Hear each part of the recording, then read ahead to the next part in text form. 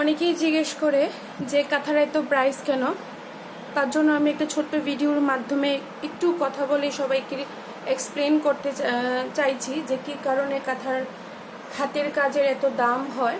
শুধু কাঁথার কেন, যে কোনো হাতের কাজেরই কেন প্রাইসটা বেশি হয় আমি একটু বলছি। এই যে আমি একটা ছোট্ট বেবি কাঁথা এখানে আমি রেডি করছি। এই কাঁথাটাকে আমি আগে বেবি কাঁথার সাইজের মাপ দিয়ে কেটে সাইজ করেছি। তারপর দেখুন সাইডগুলিকে আমি এরকমভাবে টাক সেলাই দিয়ে পুরোটা কাঁথাকে এরকম করে আমি সেট করেছি।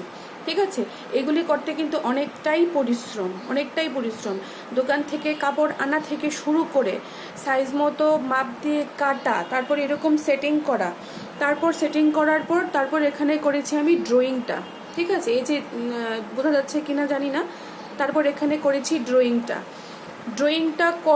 মানে বাজার থেকে কাপড় কিনা থেকে ড্রয়িংটা পর্যন্তই অনেকটা কষ্ট। শুধু ড্রয়িংটা কেন, মানে কমপ্লিট করা পর্যন্ত অনেকটাই কষ্ট। তারপর হবে এটাতে ম্যাচিং কালারের সুতা দিয়ে কাজ হবে, হাতের কাজ হবে, যেটা আরও বেশি কষ্টকর। পুরোটা এই যে ড্রয়িংয়ের পেন্সিলের দাগ দেখতে পাচ্ছেন, পুরোটা ড্রয়িংয়ের মাপে মাপে হাতের কাজ হবে, পুরোটা কাঁথা হাতে সেলাই করা হবে। তার সাথে সুতাগুলি ম্যাচিং করে লাগাতে হবে, না হলে কাঁথাটা হাইলাইট হবে না।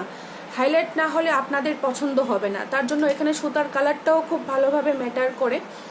তারপরে লাস্ট যদি সাইড বর্ডার আমি লাগাতে চাই, সাইড বর্ডারের একটা কাজ থাকে, সাইড বর্ডার আলাদা করে কিনে আনতে হয় ম্যাচিং করে। আর যদি সাইডগুলি আমি এইভাবে মুড়ি ভেঙে বটে দিই তাহলে এটার জন্য একটা আলাদা এক্সট্রা একটা টাইম লাগে। তো তার জন্য বলি, একটা কাঁথাতে বাজার থেকে কাপড় কিনা আনা থেকে ফিনিশ করা পর্যন্ত প্রসেসিংয়ে প্রচুরতম পরিশ্রম আমাদের লাগে। তো প্লিজ সবাইকে বলছি যে কাঁথার প্রাইস এত বেশি কেন জানতে হলে এই ভিডিওটা অবশ্যই একটু একবার দেখে নেবেন, তাহলে বুঝতে পারবেন যে কেন কাঁথা না শুধু যে কোনো হাতের কাজের কেন এত প্রাইস বেশি হয়।